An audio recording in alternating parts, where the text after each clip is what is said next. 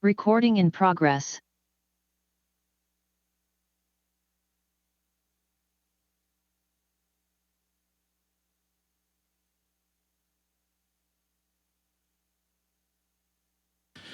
Okay, I'm calling this meeting back to order. First, again, I'd like to respectfully acknowledge that this meeting is taking place in a traditional unceded territory that now is First Nation. Just for the gallery's benefit, there were a few changes made to the agenda this evening. So first change is item 9D was removed from the agenda, and 9E and F have been postponed to a future date to be determined by council. Additional information. And just through the gallery, if we can refrain from talking, please. Thank you. Okay, so we have additional information received for items 9B, 9C, and 12D. Okay, so those just update the gallery and those who may be watching from home. So moving on the agenda, we're on to item 7, which is the start of the consent agenda. I'll simply make the motion that the recommendations listed for items 7A through 7C in the consent agenda be approved. Is there a seconder to that? Second by Councillor Lerner. Any discussion? Or sorry, there's no discussion. It's consent agenda. So I will move to calling a question. Or did you want to remove something, Councillor Jones? Point of information, if I can. You may. Thank you. But you have to remove that item if that's what you want to do. If it's particular. Don't want to remove an item.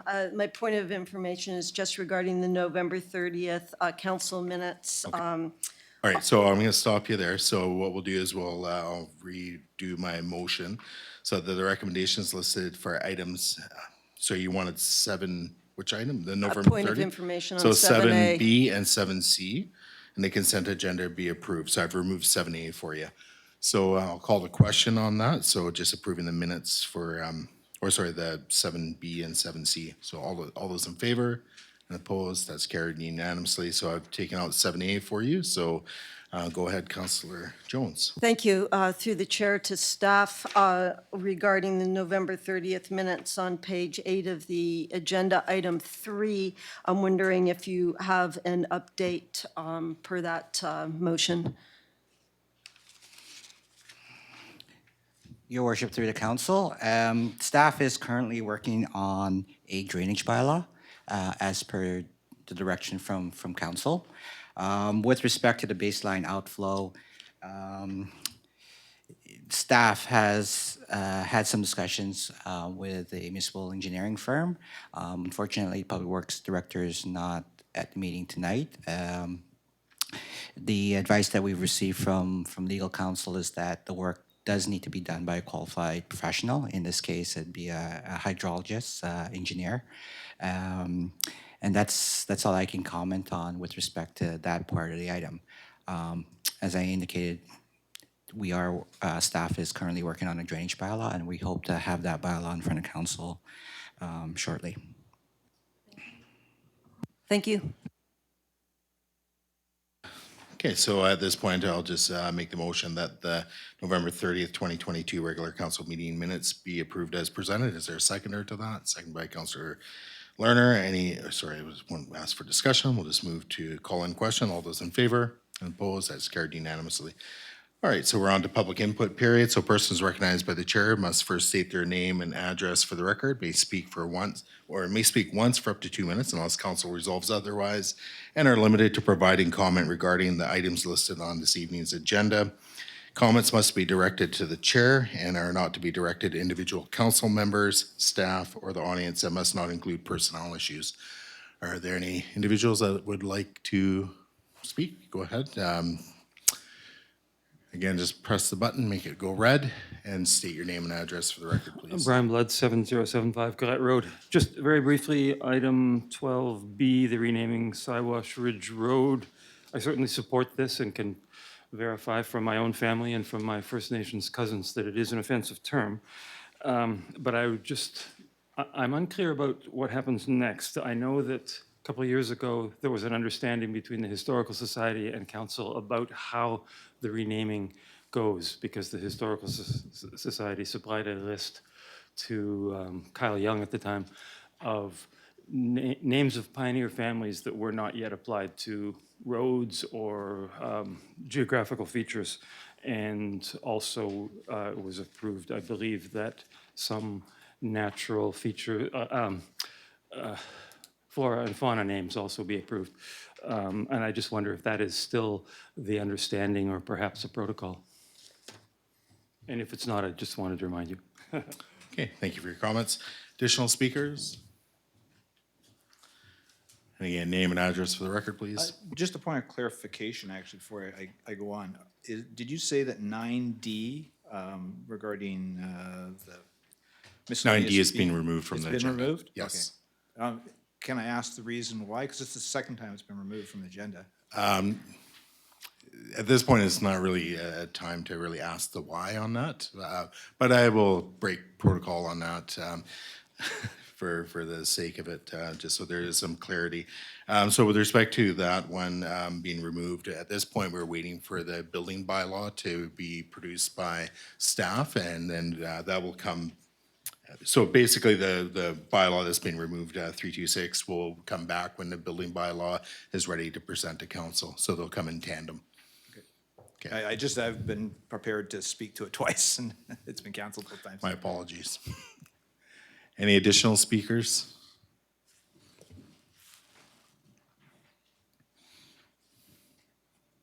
And again, name and address for the record, please.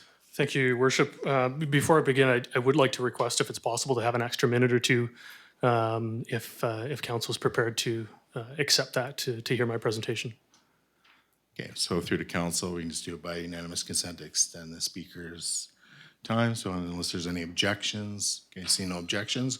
Thank you very much. I appreciate that. And we'll just hold on 2 seconds, please. We'll just wait for this phone to be turned off.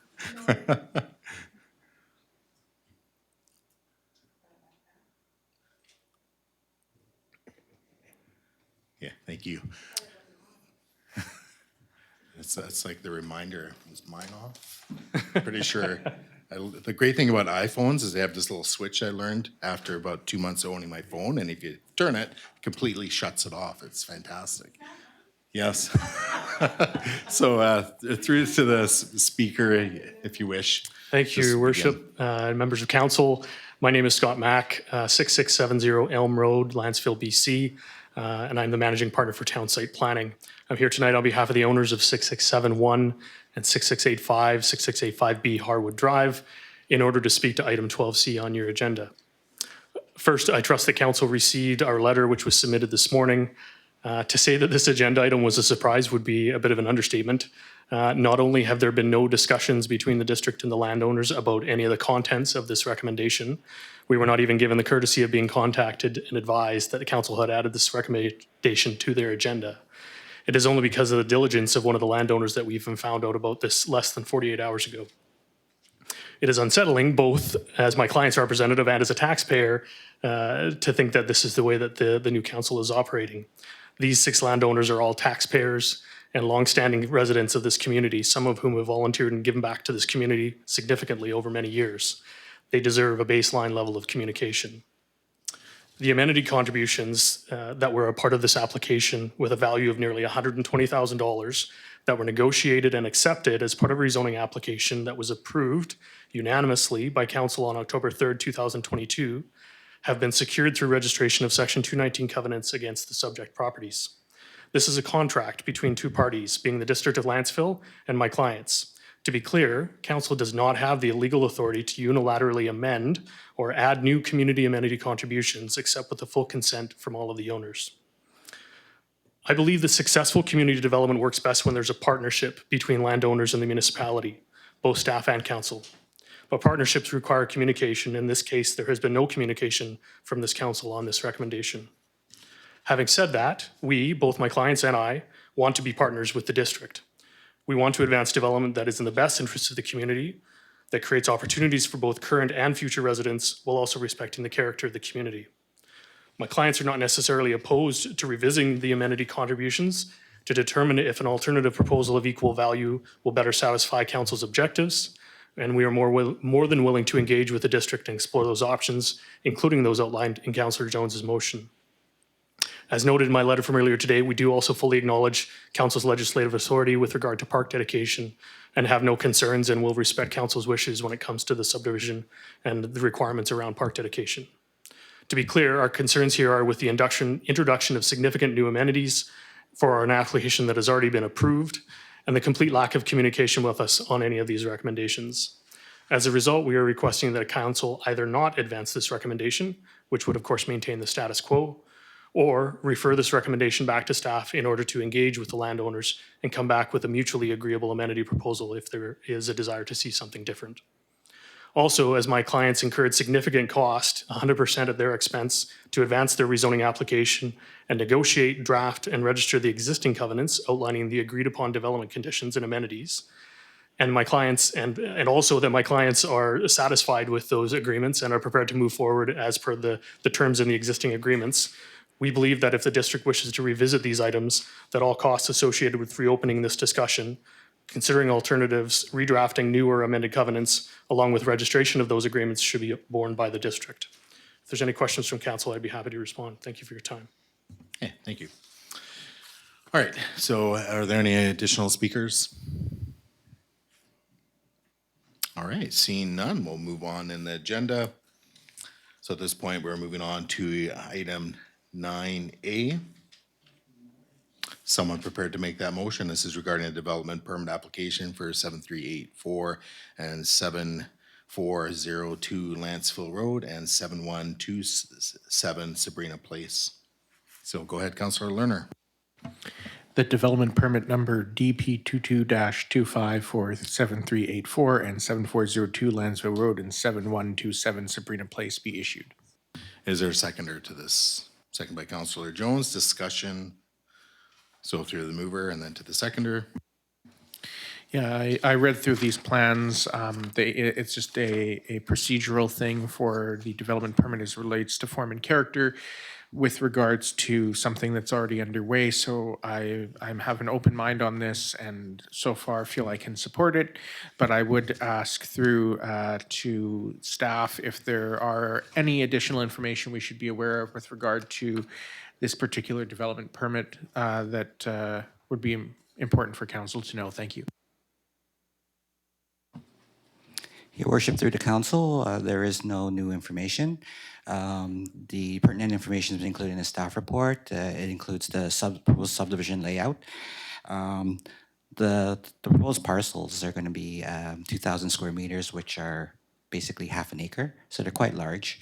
They're going to be custom built homes. And so, you know, in previous discussions, I know that there was some concerns about buildings being cookie cutter. In this particular circumstance, I don't think that will be the case. Thank you. And then to the seconder, Councillor Jones, if you wish, and then through the rest of the council. Yes, I can also support this as it is certainly at that stage. At some time in the future, I would not be surprised if there's some concerns about the road narrowing on one half of the road in front of Sabrina, but that would be something to be addressed in the future, just with respect to bike routes and bike safety throughout Lantzville. Thank you. Okay, any additional comments from council? Okay, hearing or seeing none, I will move to call in question. All those in favor and opposed, that's carried unanimously. That takes us to item 9B, which is a development permit application for 6701 Harwood Drive. Is someone prepared to make that motion? Okay, go ahead, Councillor Lerner. The development permit number DP22-26 for 6701 Harwood Drive be issued. Okay, I'll second it for discussion through to Councillor Lerner as the mover, and then myself, and then through the rest of council. Yes, sorry, I'm just finding my page here. I think we're on page 45, if I'm correct here. That is correct. Okay, yeah, this was a lot of information that I'm still digesting here. One thing is that, you know, I've only had the plans for 5 days, so I'm trying to review this. I'm curious through to the staff about the Strata Common property. I see that there is in the map on the page a list of lots, but I'm curious as to whether there is strata common property involved in this. Your worship, through the council, the proposed subdivision, it's my understanding it'll be fee simple. Each lot will be serviced with community water, community sewer.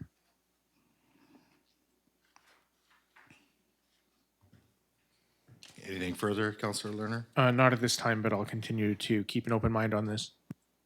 Okay, for myself, I'll be supporting this. It's, again, pretty straightforward. It's a development permit. I believe everything's being fulfilled, so I don't see why we wouldn't be moving ahead and passing it. So through to the rest of the council, Councillor Jones. Yes, thank you.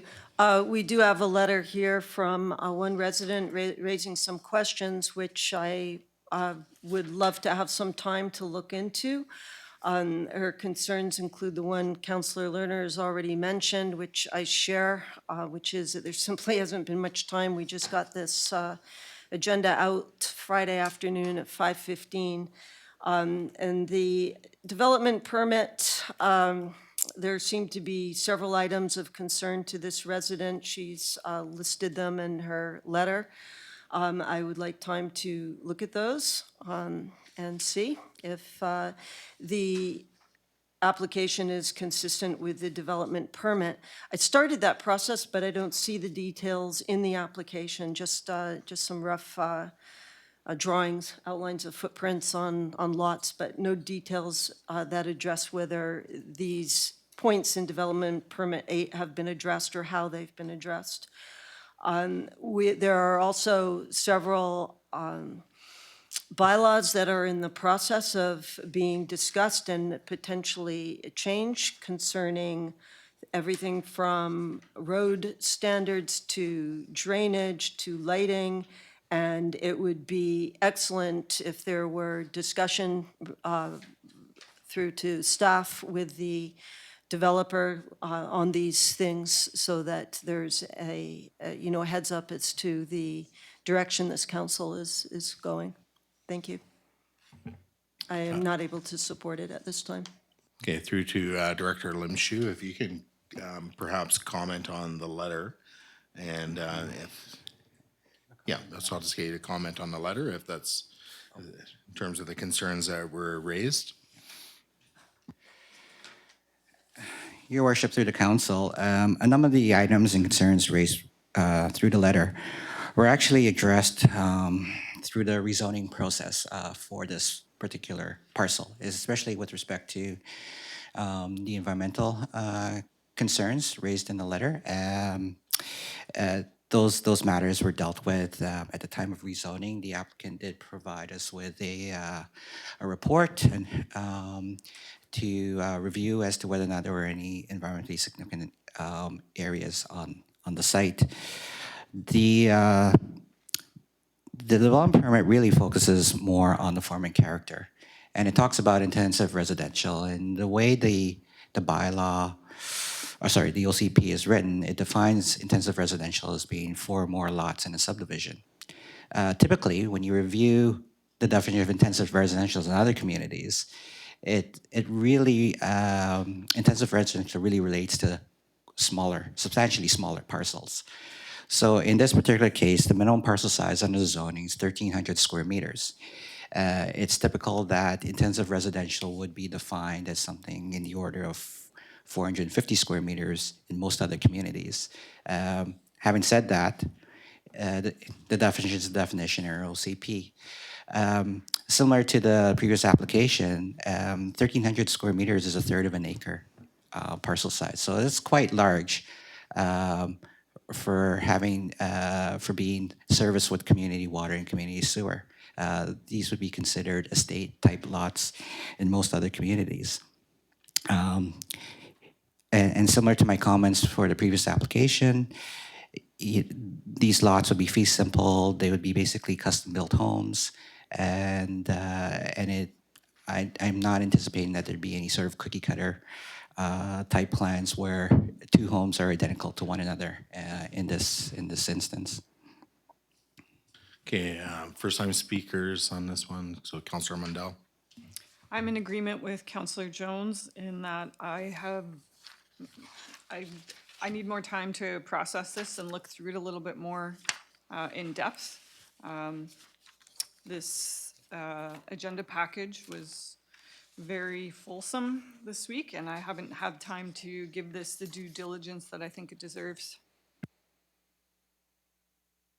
Okay, we'll go around the horn again, if Counselor Lerner and then Counselor Jones.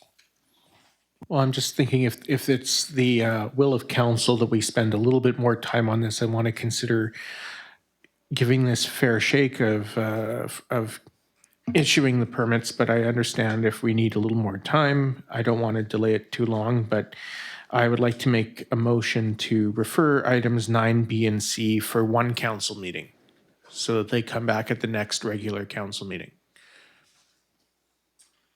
Okay, is there a seconder to that? So second by Counselor Mundell, so it is debatable with respect to the reason why.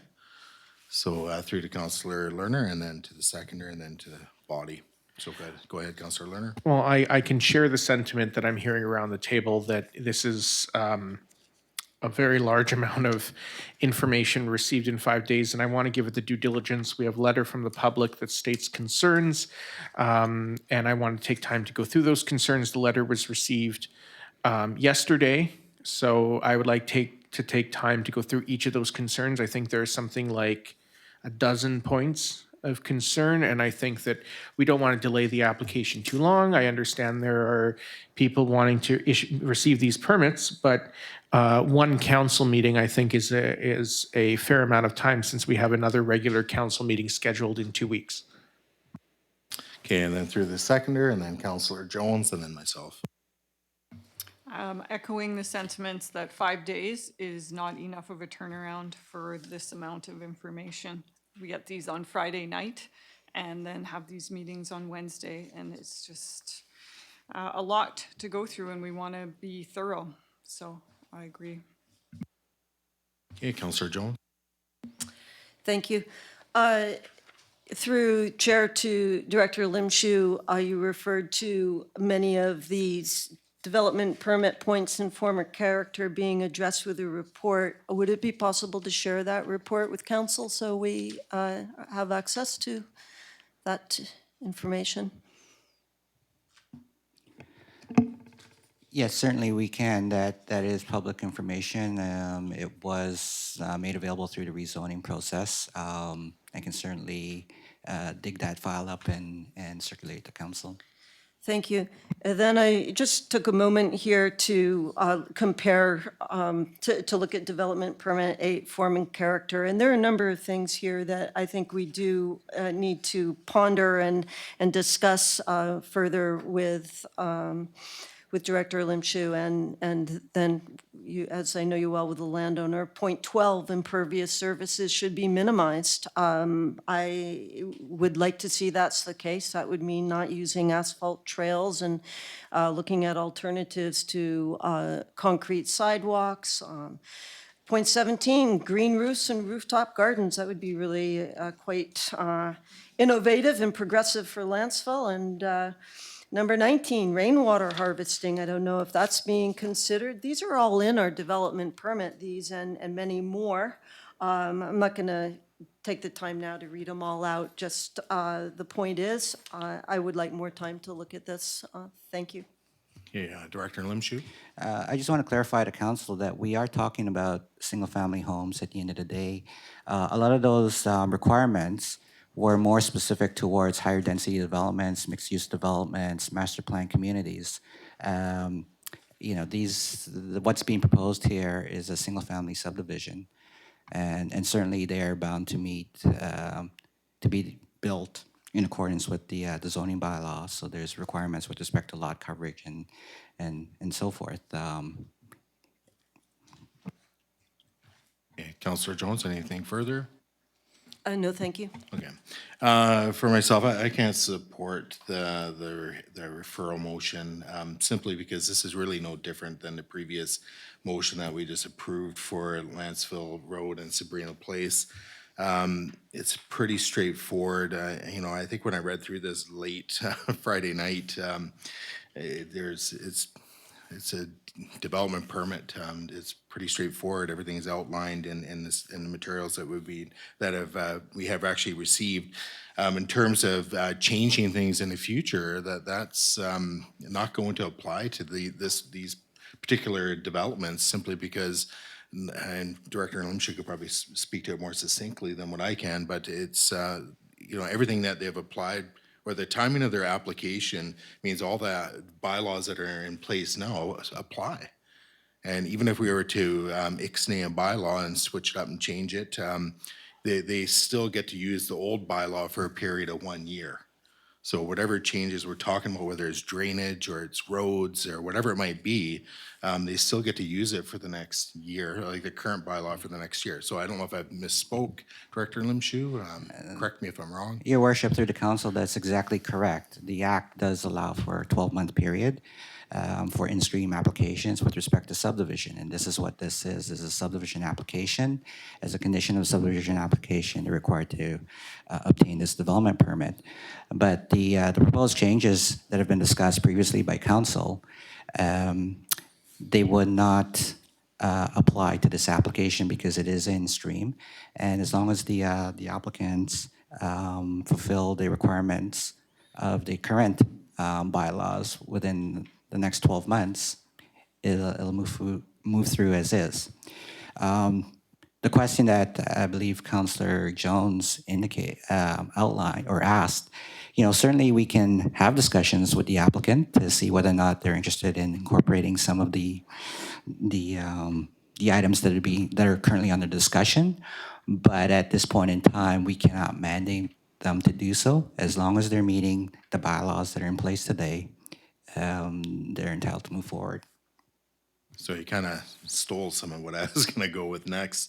So in terms of, I think the direction this council is, moving towards in terms of, having maybe less invasive, hardscapes and so forth, having maybe keeping open swale ditches and so forth, which would probably be a much cheaper option for the developer anyways. So I think we can still proceed ahead as a council, make changes and so forth, and then really leave it to the applicant if they want to go with probably the cheaper alternative and actually moving forward and doing all their civil works. Or if they're hell-bent on doing what's currently in our bylaw and going the more expensive route, then they can do that as well, because they're entitled to do that. But I really don't see why we would be creating any unforeseen delay in this application. From what I understand, they have fulfilled the requirements for the development permit. This council should be issuing the development permit. It's that simple. So I will not be voting in favor of this referral. Councillor Jones, go ahead. Yes, thank you, Mayor Swain. A couple of things.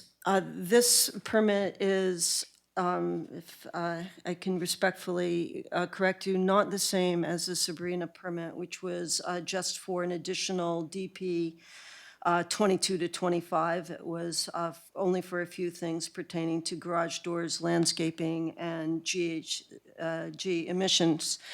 So this is the permit, the larger permit that comes before that, which does speak considerably to form and character. I do fully understand that the bylaws that are in place now hold, as you said, for a year. But I do feel that communication is of the utmost, value here, both between staff and the developer, but also between residents and council. And residents haven't had time to look at this either and to understand further the direction that this council is going. And I think they, have a right to ask those questions and be answered.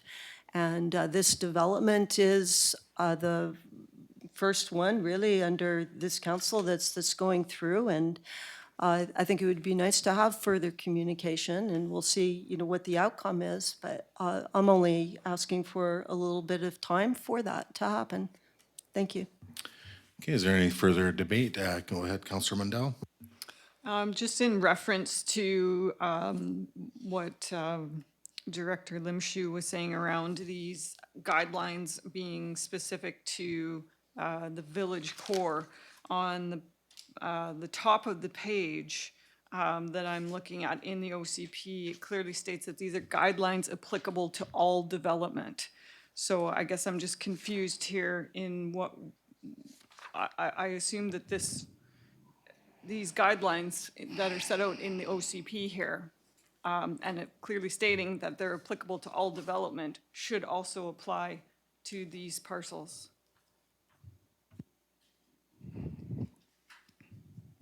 Just wondering if there's, any clarification further on that.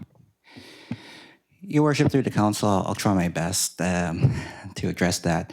I mean, the fact of the matter is, when you read design guidelines or development permit guidelines, as I indicated previously, the focus of those guidelines really relate to multifamily, higher density type of development. You know, this issue of describing a third of an acre as intensive residential is one of those issues that I'd like to revisit when it comes time for us to review the OCP, because I would argue from a professional basis that a third of an acre is not intensive residential. In fact, in most other communities with water and sewer, it would be considered an executive lot. Having said that, the bylaw does talk about all those other items. And I think it comes back to the fact that what we're talking about here is a single-family house. It's no different than, as Mayor Swain alluded to, no different than the previous application that was discussed. It's no different than the application that we discussed at last council meeting with respect to the Foothills development. It's the requirements that are outlined in the staff report and within the proposed development permit are exactly the same as those previous applications. The last point I want to make is that we are talking about development permit. This is not a rezoning, so there really isn't a public input format for development permits. You know, what it really comes down to is, you know, did the applicant or does the application meet the requirements of the DP guidelines? And from staff's perspective, with respect to what we've approved previously and in our professional review of this particular application, the recommendation from staff is that it does meet the development permit requirements. Okay, through to council. Anything further? Director Coates? Just before you vote on this, I want to make sure we've got the motion correctly. I understood the motion to be to refer items 9B and C, and I'm just wondering if it was really to refer the motion on the floor from 9B and item 9C. Right now, we're just dealing with 9B, but that's what's being moved and seconded. Okay, because he had 9B and 9C to the That next was council at the meeting. beginning of the That was meeting. misspoke. Okay. Yeah. To the next council meeting, which would be February 8th. Could we put the date in? Sure, so just by unanimous consent of council, any objections to having February 8th? Okay, hearing none, there you go, it's amended. Again, you know, I strongly urge council to vote against this referral motion. Again, the applicant has fulfilled the requirements. I believe it is improper that we delay this any further than what it is. So that is my opinion. So we'll just, unless there's anything further from council, we'll move to calling the question. Go ahead. My concern at this point, I'm not opposed to issuing a development permit. I want to know as much as possible before doing so. My concern is that at this point, we have three options: to issue the permit, deny the permit, or postpone to February 8th. And from what I'm gathering around the table, council does not feel, a lot of council members don't feel that they've had the time to review this to make sure that it is being issued in accordance with all the requirements. And I don't want to see this unnecessarily either be approved or denied. And so I think the responsible thing is to postpone it to February 8th. Just through to staff, with respect to delaying this, is there any, I guess, and I know I'm probably putting staff on in the hot seat on this, is there any risk to the municipality in delaying this application when they have fulfilled the requirements of the DP? Well, there's always a risk. Anybody that has fulfilled the requirements, the council has a duty to authorize if, they have the option of going for judicial review and ordering that the DP be issued. All right, so there we go, council. I think we have the information we is required to make the decision. Unless there's anything further, I'm going to call the question. All right, hearing none, nothing, I will call the question. All those in favor? And those opposed? Knowing Mayor Swain's opposed, Councillor Lerner's opposed, I'll call the question again. Those in favor of the referral motion, so if you're voting in favor, it means you want to postpone it to the 8th. And those opposed, knowing Mayor Swain's opposed, that carries. All right, so now we're on to item 9C. So this is regarding the development permit application for 6717 Harwood Drive. So I'll make the motion that development permit number DP 22-27 for 6717 Harwood Drive be issued. I'll need a seconder. Okay, second by Councillor Jones. Discussion on this one. So I'll start it off since I guess I moved it. Again, I'll be supporting this one. I don't think there needs to be any delay in issuing this development permit. And again, I believe that they have fulfilled the requirements based on staff's work on this application. So through to the seconder, Councillor Jones, if you wish, and then through to the body. Yes, thank you. I don't see any need to repeat the conversation. I think we've had a fairly good one on this. Thank you. And I do look forward to understanding further what the details are of this application because I am very much in the dark. So thank you in advance for that information. And I will be supporting postponing this one also in order to have more time. Thank you. So through to Councillor Jones, if you want to postpone it, I'd suggest just simply make that postponement motion now, go into February 8th. That'd probably be the simplest way. Sure, of thank you. disposing of this. Amend the motion, please, to postpone to the February 8th regular meeting of council. And is there a seconder to the postponement motion? So second by Councillor Mundell, discussion on postponement. So through to Councillor Jones and then Councillor Mundell, and then I'll speak to it following that. Thank you, I've done speaking on it. Okay, Councillor Mundell. Likewise. Okay, for myself, again, I just don't see the logic in postponing this. And for previous reasons that I spoke to on the previous motion. So again, I will be voting in opposition of the postponement motion. So Councillor Lerner, go ahead. I just, I feel that it would be unfair to the original applicant if we, on in item 6071 Harwood Drive, if we then do something differently with 6717 Harwood Drive. So it would just be bizarre. So I support just postponing them so they can both come back February 8th and we can consider issuing them at that time. So it's fair to everyone. Thank you. And through to Councillor Lerner, if there is a change of heart on this, I can basically exercise my power to reconsider the previous motion and we can re-vote on that item. So, okay.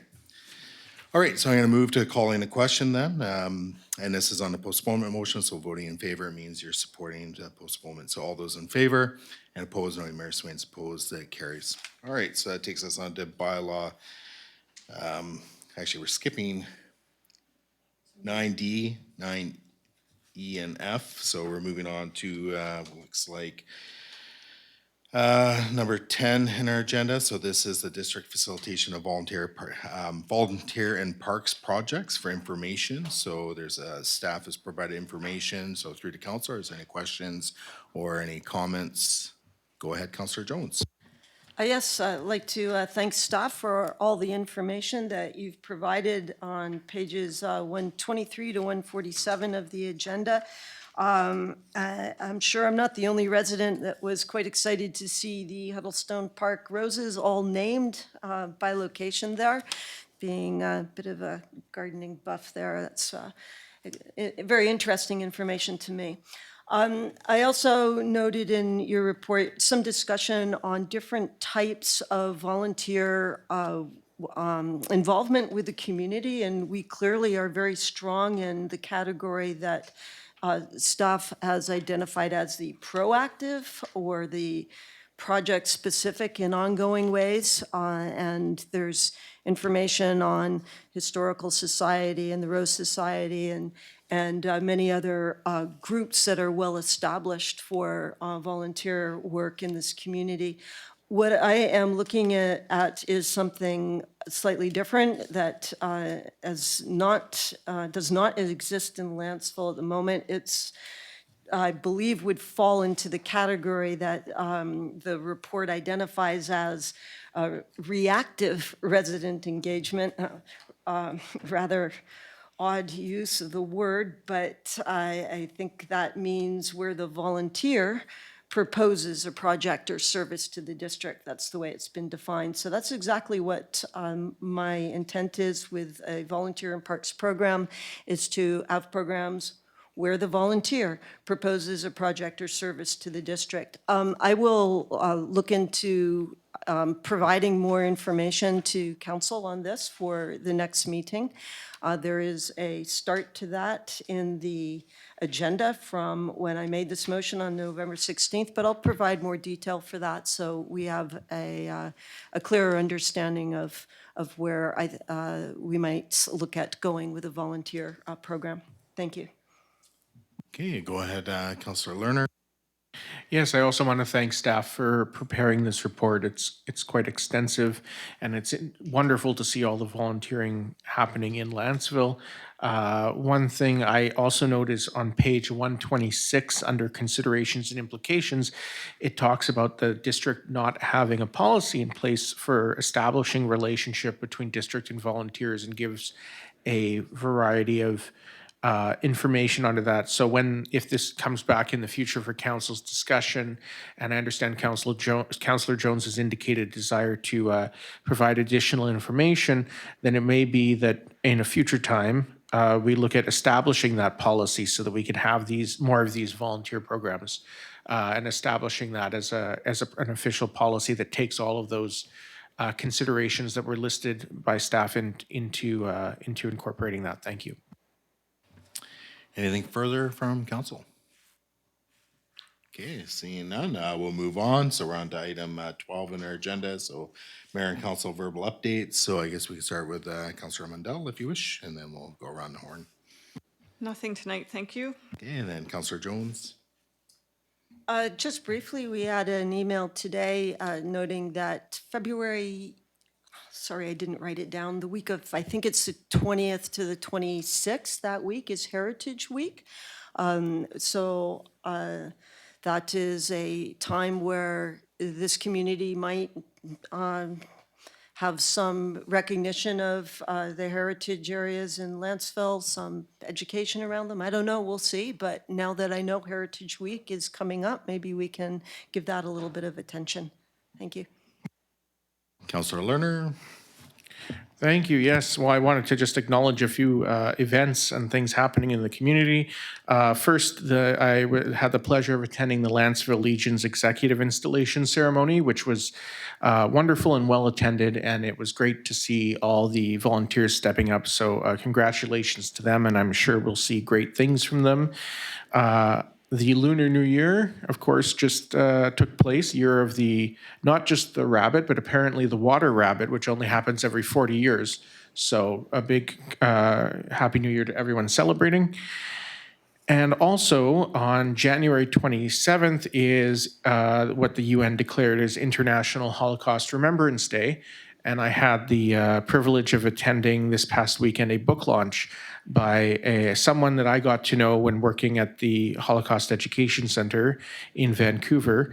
And that was a local, Marie Doduk, local to British Columbia, who has worked all over the province, and she launched her memoirs. So it was a privilege to be there and received a signed copy of the memoirs. And she talked not only about her experience during the war as a very young child, but also what it was like to come to Canada as a refugee after. And in the times we live in, where we still see war and we still see a lot of refugees coming to our country, and it's worth having time to remember the importance of welcoming everyone into the community. So that was a very meaningful event. Thank you. All right, for myself, I'll just keep it quite brief. I'm sure members of council are probably very interested in what's happening with respect to the RDN budget, and we have been promised that we will have our budget binders for the municipalities and electoral areas in the first week of February. So discussions have begun, but very preliminary at this point. They're, if anything, just introducing some of the main things that will be included in the budget. And you know, right now the RDN's tax requisition will be increasing 11%. But again, that's not equally split amongst the electoral areas and the member municipalities. So the overall impact on Lantzville we'll soon find out. And when I have that information, I'll be bringing that back to council and reporting on that. All right, so moving on the agenda, we're on to 12B. So we have the renaming of Siwash Ridge Road. And Councilor Lerner, this is your recommendation, so the floor is yours.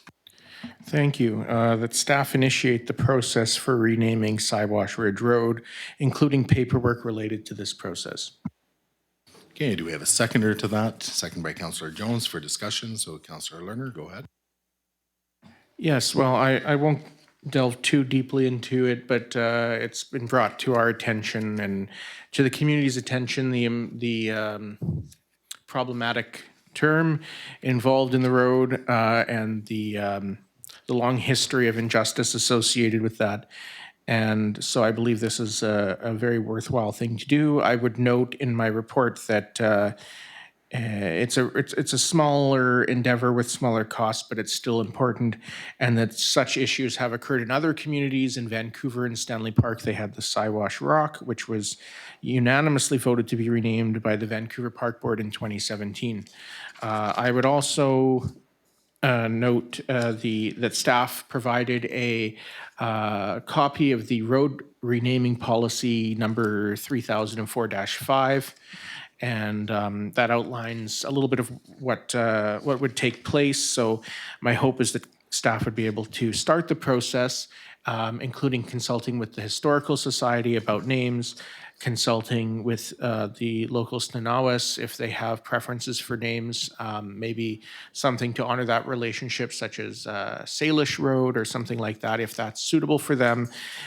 With that consultation, and also, of course, pioneer families in the community, and that those considerations can be brought before not just council, but also consultation of the people living on what is currently known as Siwash Ridge Road.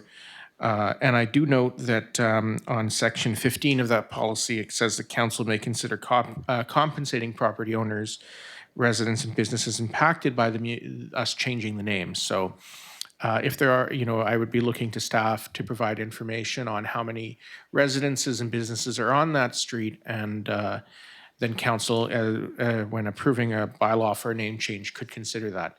So I think that's important, and that's all I will say to that. Thank you.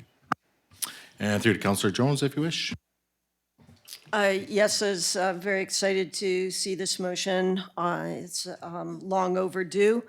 As I know our neighbors will be, I'm sure, excited to see that we are getting onto this.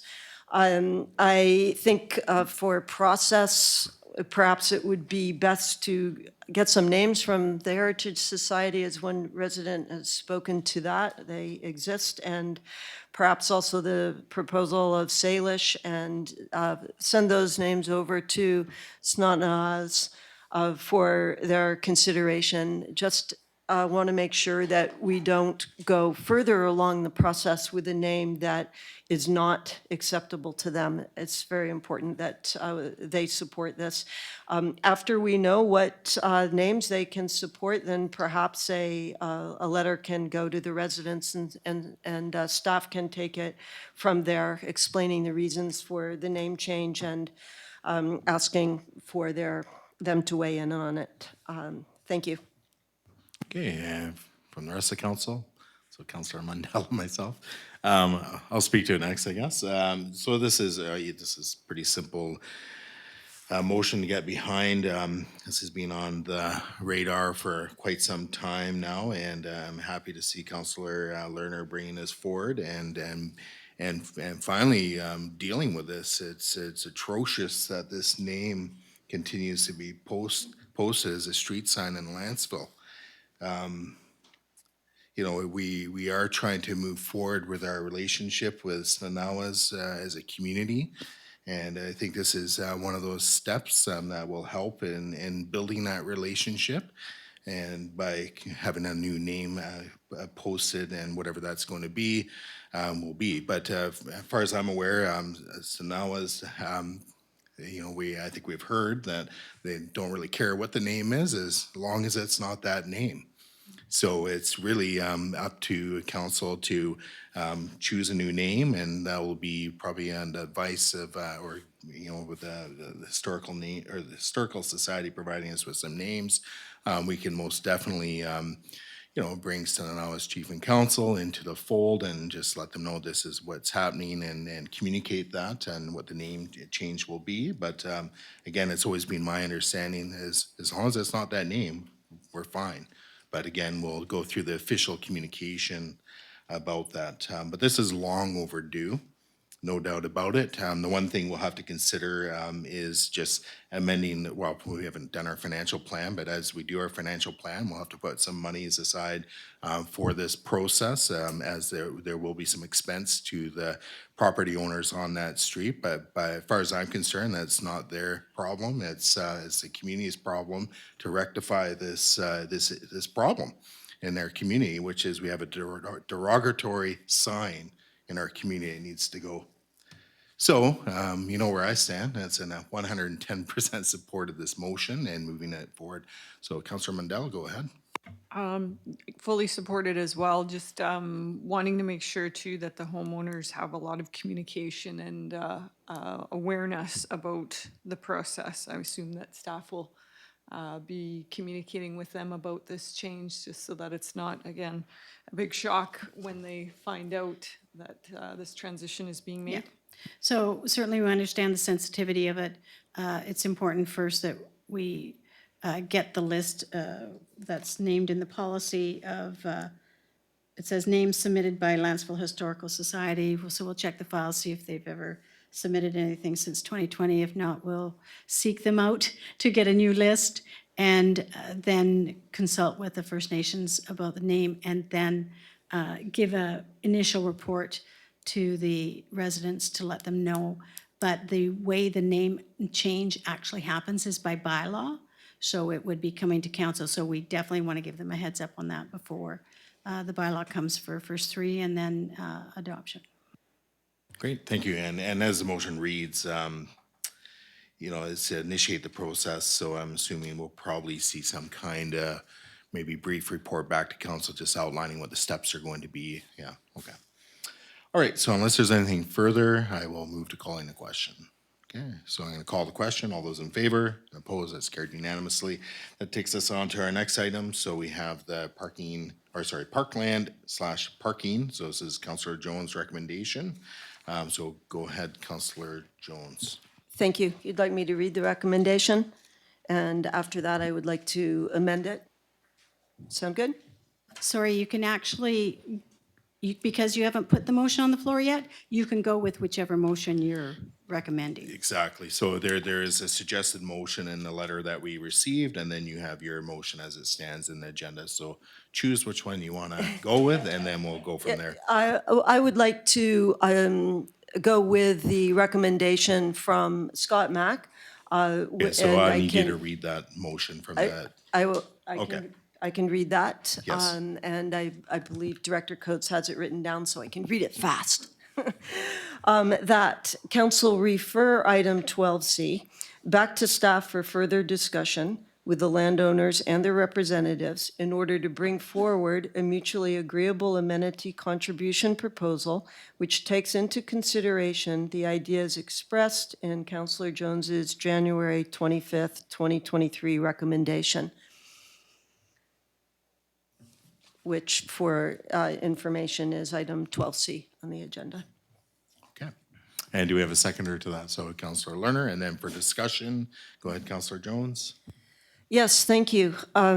This is simply to engage in discussion about the parkland, park space, hoping that that can be granted instead of cash in lieu. There is an amenity which has been provided, I believe it's district property, and it's fully treed for a parking lot. And back in November, I believe it was, we discussed that, and the requested that there be discussions with the developer to see if, rather than cutting down all of these trees for a parking lot, there was perhaps a more suitable location. I haven't had any update to that motion, which is really what prompted me for this one. Very much just want to get the conversation going here, so I will apologize for not doing it in the most professional manner. But if we could move forward, the idea that I hope staff will discuss with the developer is to look at, instead of cash in lieu, a greenway, a 6-meter wide greenway, which runs basically along the subdivision parallel to the marsh from Harwood Road, sorry, I keep wanting to call it Ware Road, but it is actually Harwood, over to Edmonds Way, to the access for the Copley Ridge Trails. That would be quite a scenic and pretty way to access the trails, and accessing from that direction would reduce the amount of traffic going through the new subdivisions on Alds, going down and finding that there might not be adequate parking down there and turning around. So it seems to be good management for future use. And along with that, there is already a paved road parallel to Harwood Drive, which perhaps could be discussed as suitable for a parking lot. It's already, like I say, paved there, and it would be, well, in my mind, fairly simple to convert, but I'm sure the discussion will be more complicated than that. So basically, both those ideas may fit fairly naturally into the design, and hopefully are worth further discussion between staff and the landowner. Thank you. Okay, additional speakers on, so there's a seconder. Yes, I can support this. I appreciate the letter that was provided by the representative of the landowners, clarifying some information, and I also am always seeking consensus. The goal here is to always have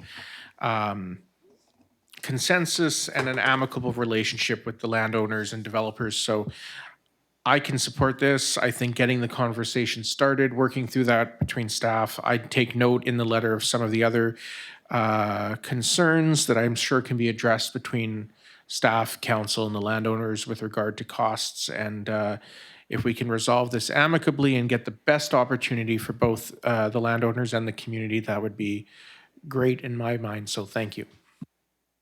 And through the rest of the council, Councilor Mundell and I. Okay, I'll speak to it next then.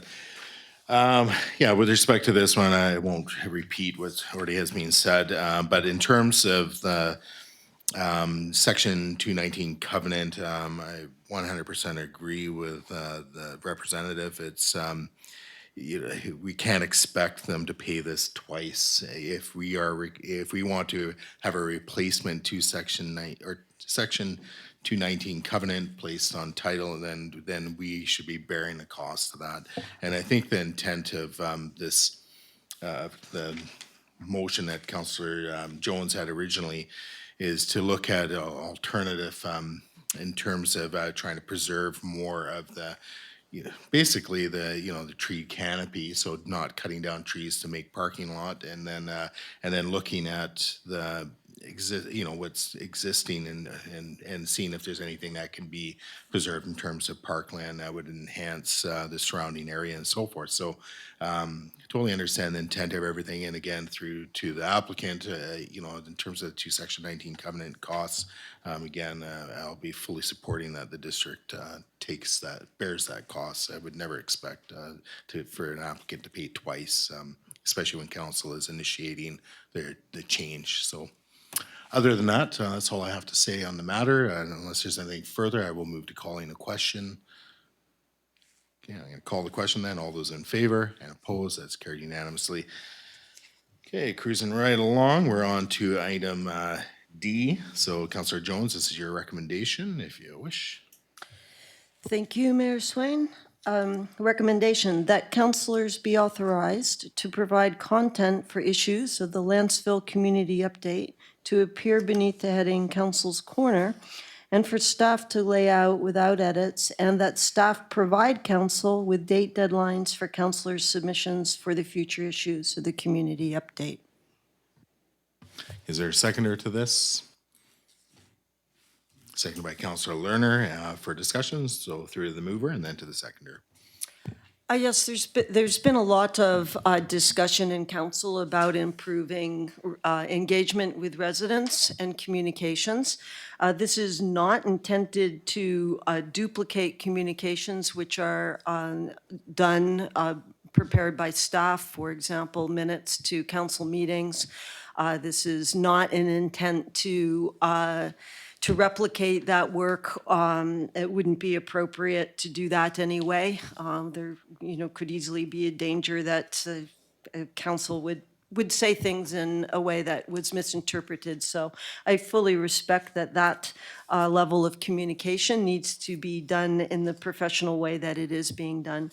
The intent here is to open up communications in other areas where we can share with residents some of the things that are of concern to us about Lantzville and the future of Lantzville, and just try to open up the lines of communication. And further to this, we certainly should have a way that residents can communicate back on topics that come through in the update. So I think that will be coming down the road soon as we dig into this resident engagement further and try to get some, full transparency and communication going on between council and residents.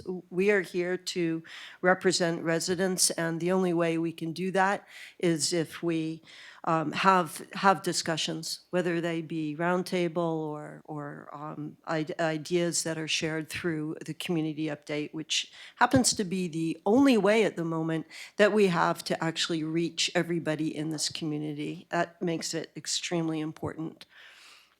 Thank you. That's all for now. Okay, Councillor Lerner. Yes, well, I think all of us campaigned on a promise to be open, transparent, and to have communication with the public. And my concern is that I hear from residents saying, oh, I didn't know that was happening. I didn't know that there was this particular thing coming up before the community. And so I know the community update already provides some of that. Having a small section for council to provide an update would be useful. It's not an unusual concept. I did some research when I saw this on the agenda. I found in the city of White Rock, they actually have two different council corners. They call them something different. They have something that was the Q&A period with council, where people from the public submit questions to an email address, and then council answers them. Another one was council recap, where the mayor goes on YouTube and does a short video. Sorry, Mark, does a short video, and that's accompanied by a different councillor each week. So the idea of doing council updates are not unusual. And I just think that it gives us an opportunity to be as transparent as possible. And of course, we received a letter in support, and we also received a letter of concern. And I want to allay any fears that anything inappropriate would be said. I know that this still has to go through council, go through, I assume, the mayor as representative of council, and then an opportunity before it goes in the update, not necessarily, as it says, to be edited by staff, but if there's something in there that we're legally not allowed to disclose, I'm sure that would be flagged. So this is an opportunity for us to be as transparent as possible and hopefully get more and more people out to council meetings, which we have seen an increase of. So that's wonderful. Thank you. Okay, Councillor Mundell? I love the idea of the mayor doing a YouTube update. Fully support. I'm not opposed to doing YouTube. I'm not a rookie, so. But anyways, Director Coates? Just want to highlight a few things. So one is, it's unusual that the term is that councillors be authorized because the mayor is the spokesperson. So usually it would be a council member or council members be authorized. In other places I've worked, it was an alternating schedule where they were each member of council was given a month in which they would provide some copy. However, it was vetted by staff, and also if it was, depending on the circumstance, sometimes the mayor too. So just as staff are hired to, assist in reviewing documents, so the mayor even as spokesperson, when there's a media release, it's a teamwork effort, and all are reviewed. So if we refer back to the procedure bylaw, it says that unless council directs otherwise, the mayor is council's official spokesperson, or it's the acting mayor. And that would be an alternative, I guess, to have the acting mayor write the article.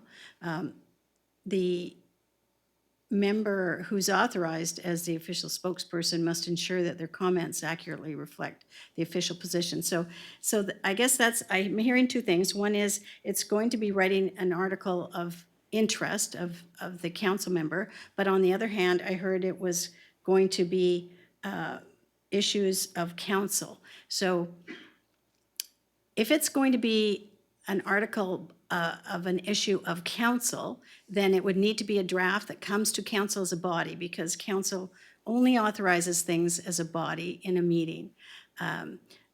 The other alternative is that it's a member of council, and we have a procedure to develop a schedule, who is giving their viewpoint. And just as you have in the social media policy, it's a disclaimer that you put out. The views, posts, positions, or opinions expressed are my own and do not represent those of the District of Lantzville. So for it to be a representative of the District of Lantzville, it would need to come back to the body, and the body would need to endorse it. So there's the procedure bylaw, social media.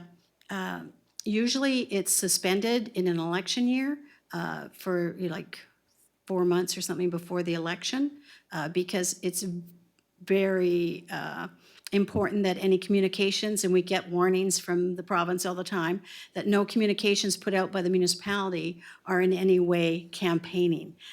So we have to make sure we comply with that. There's many models, I've worked in places where they have an open house, but once a month, and it's hosted by the mayor and one member of council, so it's not a quorum.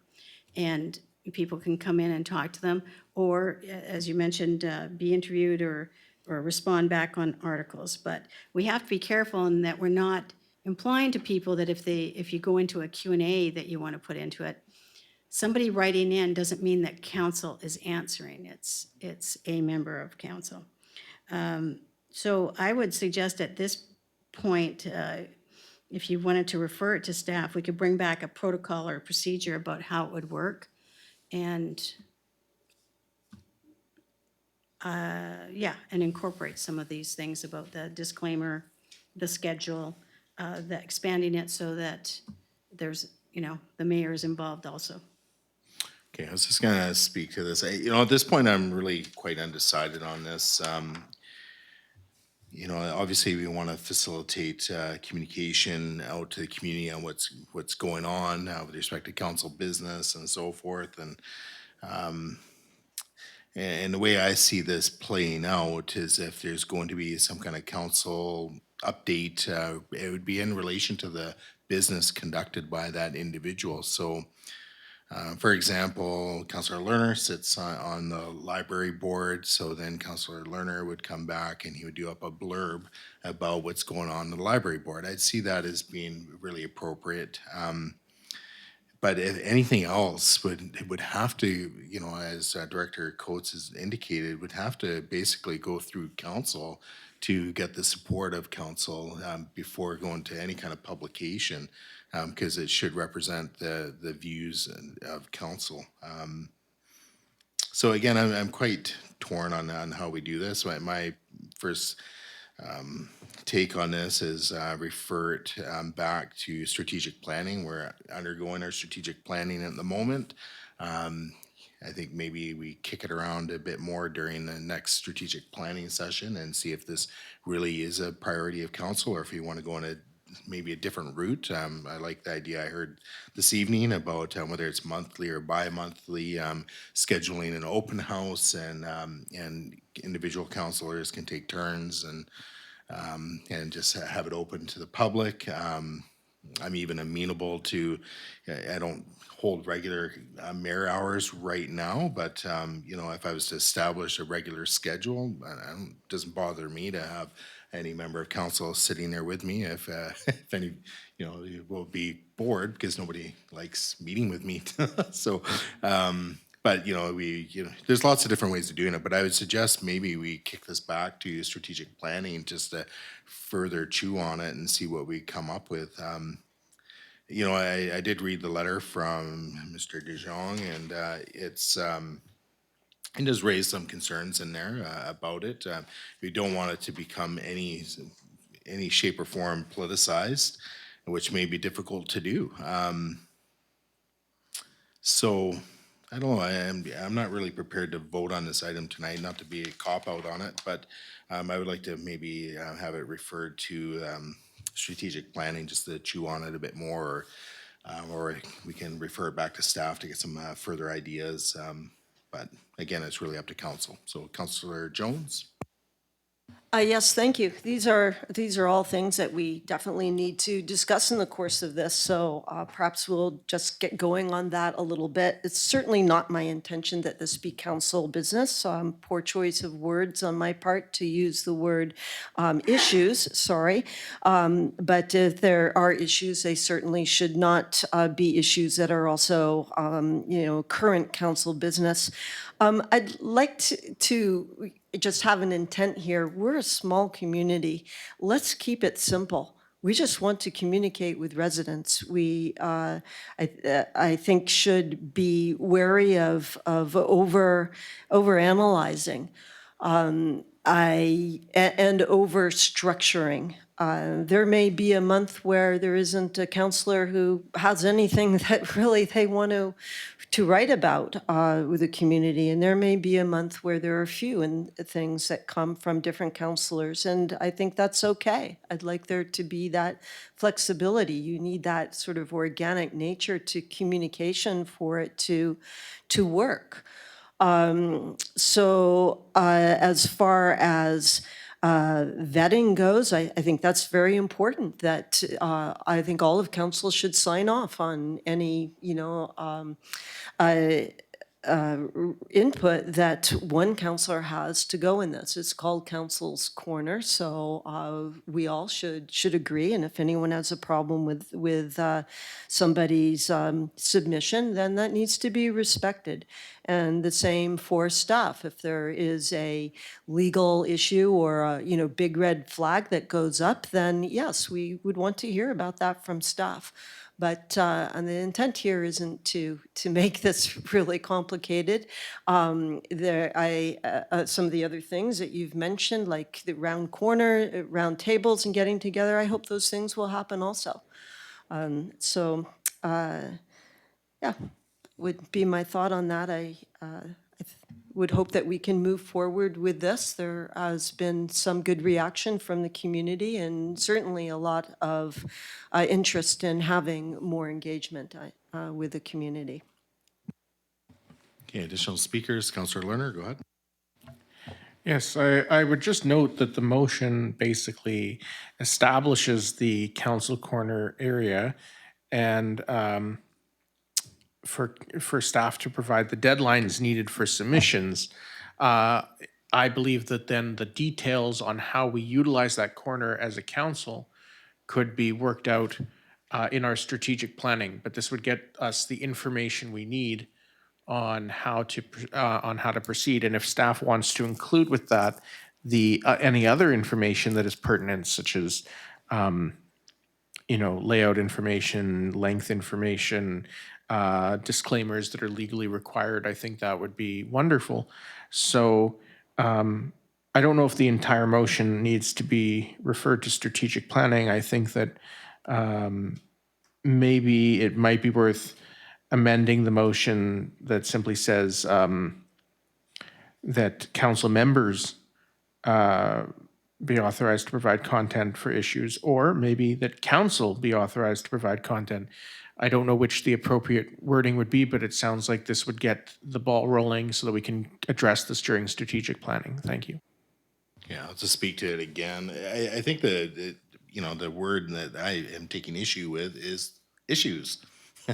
So, right away, it's indicating that, it's something that's polarizing, where, people in the community may be on one side of it or the other side of it. So I just struggle with that right away. If it was a general interest piece, like, I don't know, different types of,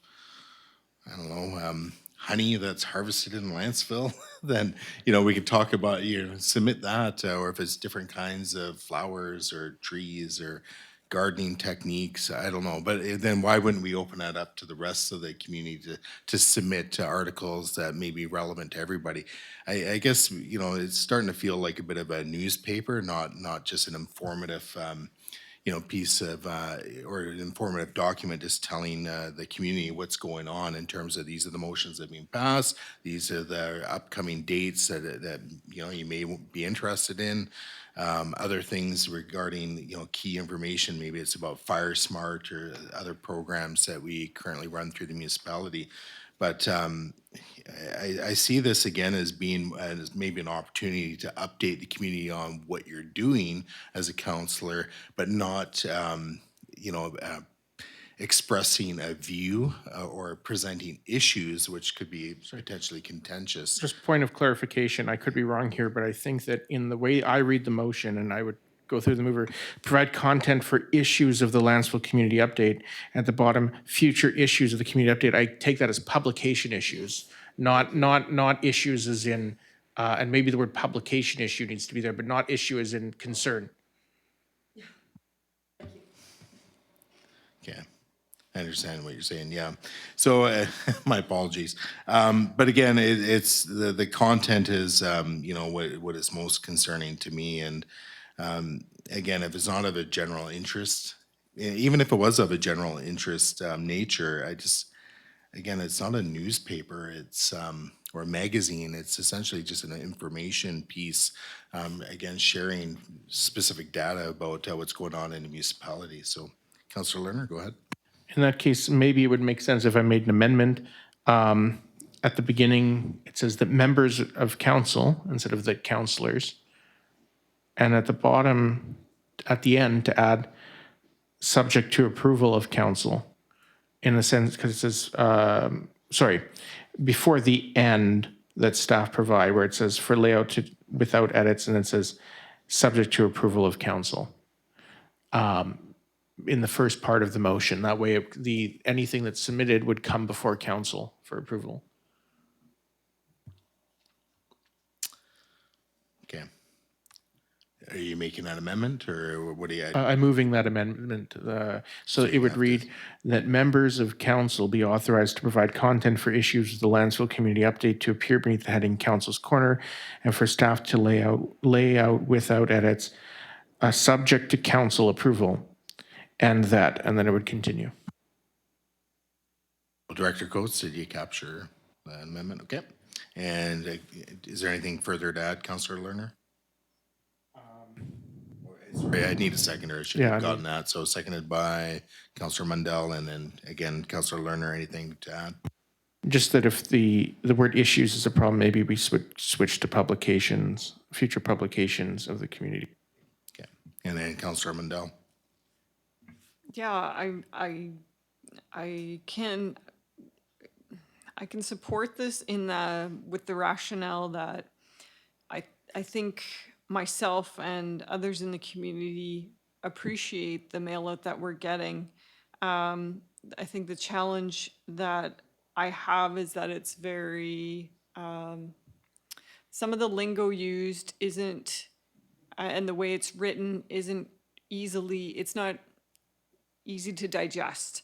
And it's very, I don't know the right words to use for it, but it's not like, I think you mentioned like reading a newspaper. Well, people read newspapers because they're readable, the articles are engaging, and it feels very prescriptive when we read the newsletters. And some people don't understand the language around bylaws and some of the strategies and direction that council or the district is going. So I think making it more readable is maybe the direction that we're trying to go with this article, so that it's engaging and people can digest it and recognize, okay, well, that's what that means. Okay, we're bylaws, whatever is getting changed, and then this is some of the things that might happen as a result of that. I think people are asking for something a little bit more clear and easier to interpret, and I don't know that they're getting that from our current edition. So that's why I feel that maybe this could be the answer, and it might not be the right measure. It might be the YouTube video, but it might be worth a try. Is what I'm thinking. Maybe we try it for a few editions and then see if it's successful or not, and then we might need to cancel it if it's not performing the task that we are intending it for. Okay, Councillor Jones. Yes, thank you. Any new thing, it's nice to, tweak it and improve it as you go along without making any major missteps. And I think the conversation we've had today is one that has made it clear we need to make sure we don't make those missteps. So by having this, vetted by council and staff that should solve that problem. And then it's for us as councillors making submissions to see, how it is received by the community. And absolutely, if it isn't working, it isn't working. And if it's clear how to improve it, we improve it. It's a process. I'm fine with that. I thank Councillor Lerner for the amendment and for adding to take out the word issues and put in publications so that there isn't any other misunderstanding about that one. Would be great. Poor choice of word on my part. Yeah, so thank you. And certainly we can start tweaking it in strategic planning, but I agree with Councillor Lerner. We can get this going now. We can start the process. Thank you. So I'll move to call in question on the amendment, and then I'll speak to the motion as amended. So unless there's anything further to amendment, okay, I'm gonna call the question then. All those in favor? Opposed? So that's carried unanimously. Now we're back to the main motion as amended. Again, I see the best place for this is to go back to, or to go to strategic planning to further discuss in terms of really like how much time do we want to spend on this, and it may not be much time at all, I don't know, or how much time do we want staff really working on this and doing vetting, or, vetting it. Other considerations, it might be a whole lot of effort for, a 200-word chunk of the flyer or that goes out. So how much content would we want to take out of the existing community update and replace with some interest piece, if that's what it ends up being. So just sitting here thinking about this a little bit further, maybe the direction, and again, this I hope maybe get flushed out during the strategic planning, would be doing more regular publications on where we are in our strategic goals and priorities, and presenting that to the community, because I think that would be more meaningful than doing general interest piece. I'm really struggling with trying to and maybe I need to see it and and let it have a chance to breathe, but I'm just having a really hard time understanding what kind of topics would be covered in this council corner. Again, what I see that being used for is a councilor giving an update on what they're doing in the community as a representative of Lantzville, and giving that kind of update, just similarly to what we do in our council meetings during mayor and council verbal updates. And that's a section I'm hoping that we'll amend in our council procedure bylaw at some point, because when we get to that section of our meeting, it's really to take time to update the community on what we are doing in terms of our committee appointments, if you are on any committees and that sort of thing, or if you've attended a course or some kind of training or that kind of thing. So, even like today, we attended some training, and maybe the council update would be, on this date, so-and-so, we went and attended this, training on respectful workplace, and this is what we did. And but again, you're just sharing information. You're not taking a position or anything like that. But anyways, I'm just rambling on, and you're probably tired of hearing it. But I'll support the motion as it stands now. Nothing's going to move on this until we get more information back at a later date, anyways. But Director Coates, do you have something? Saw your hand. Oh, it's just, you had a suggestion there, and I was going to mention another stopgap measure you could do is, which has been done in the past, is council, when you're considering an item at a council meeting, you could highlight to staff that you would like an article in the newsletter on X, Y, or Z, whatever's going on in there. And we would just need some clarity. Like I can tell you right now, our deadline's usually mid-month. So if you want to get something in the March newsletter, we'd need to bring it to the council meeting on the 8th. And for clarity on, so it would be coming to council, but would we be targeting individual members of council as the author that month so that we have someone we communicate with? Or is it the thought that all members of council would create individual articles each month? Or would you be assigned months? It's just the logistics of it. And the space, you were talking about space. Yeah. Everybody knows what the size of the newsletter is. Do you want half a page at the back, or, what is your thought? No, it would be top of the front page. No, I'm just kidding. But you've raised some interesting points, and those have crossed my mind as well, because right now, as the motion stands, it's like we already have a process in place, and then now it's just about submitting and putting stuff into the into the community update. So I think we're jumping ahead with this. I think we need to have some kind of policy outlining the procedure and so forth before we really move to submitting articles and then bringing them to council, and then we get into this. Now we're spending business time talking about an article. So it's we should be talking about roads and pipes and development permits and that kind of stuff, and not being so concerned about articles. But that's just my opinion. Councillor Lerner, go ahead. Yes, I do see this as an important communication for transparency with the public. So I'll support the motion, but there's no requirement in this motion that we begin immediately, and it's something that we can consider, hash out the details. And that's something I don't want to take up too much of business time, but we do have committee of the wholes that are open to us already. Maybe at a future time, either in strategic planning or a committee of the whole, we can get into the details of how we want to do this. But this would begin the process, and everything would be subject to council approval before it's published. So I would also defer in some ways to the chair as representative of council if he wanted to work with council to establish a schedule where different councilors submit on different months, or do a co-authored article between a councilor and the mayor. So these are all things I think we can discuss at a committee of the whole or strategic planning, but I do want to move on and hopefully pass this motion and then move to the next one. Thank you. Okay, so unless there's anything further, I'll move to call in the question then. Okay, all those in favor and opposed, that's carried unanimously.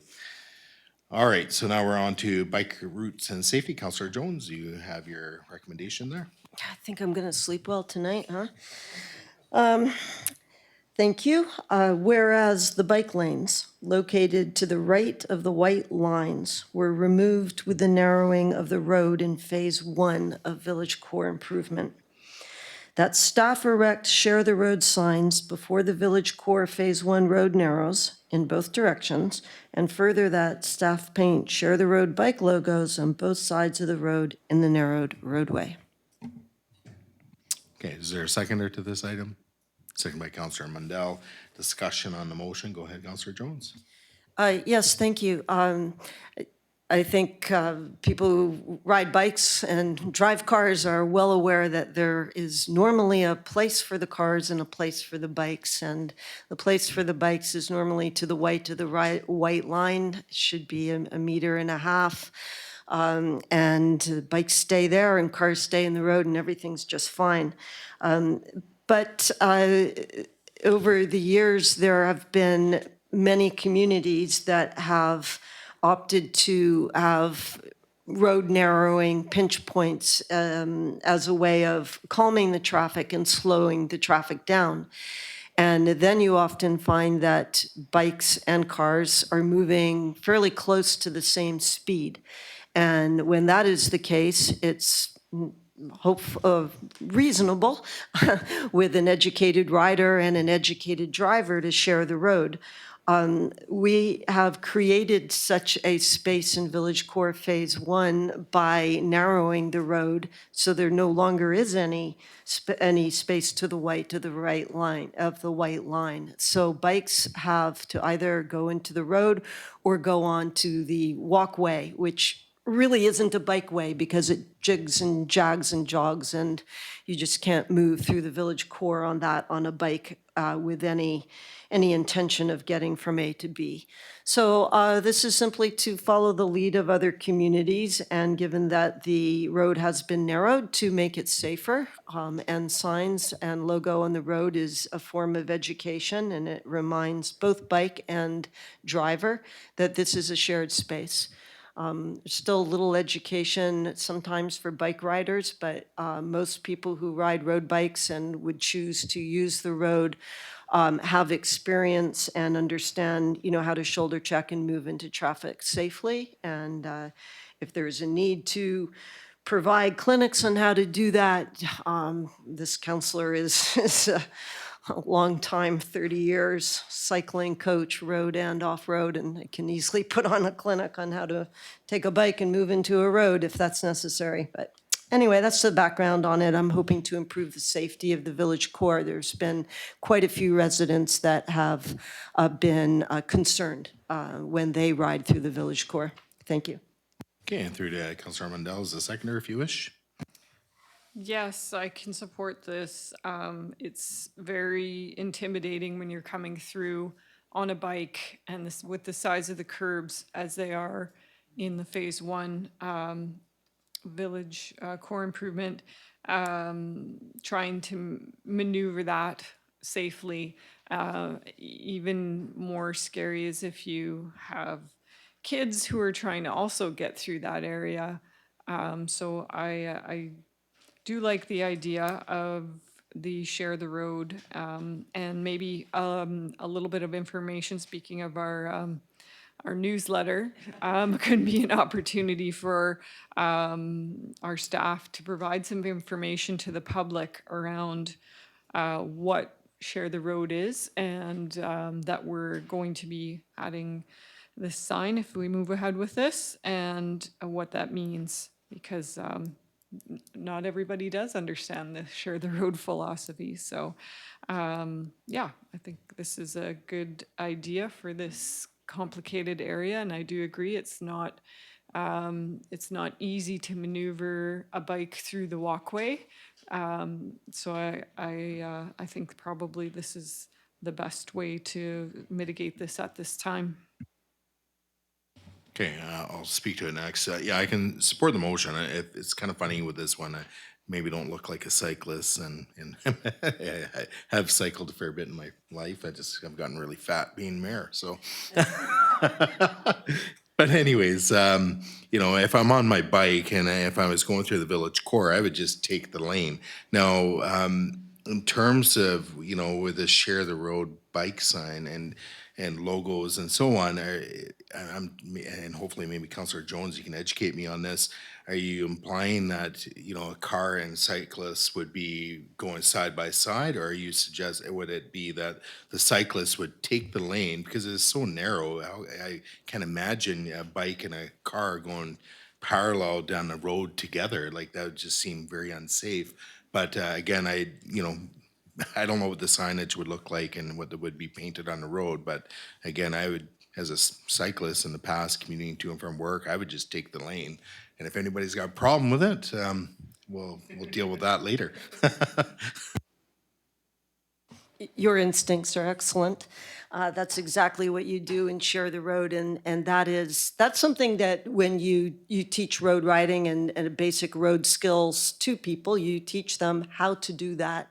It is a process of shoulder checking without swerving your bike. It's actually really fun to do these clinics and play on your bike. So, but at the end of the day, a rider is able to check behind them that it is safe to move into the road and take that space. And that is extremely important, that a cyclist have the ability and the confidence to move into the road and take the space, because there's nothing worse when you're driving than having no idea what that darn person on the bike is doing.